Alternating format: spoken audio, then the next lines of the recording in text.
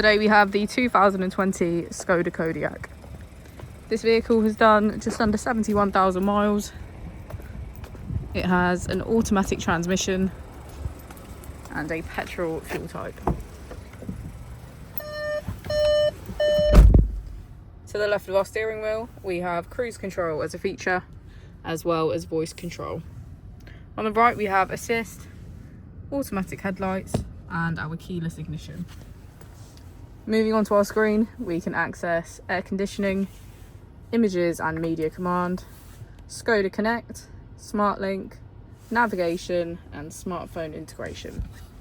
If we put the vehicle into reverse, we can see that it comes with a parking camera with front and rear parking sensors. Just below our screen is our dual zone climate control with heated seats on either side.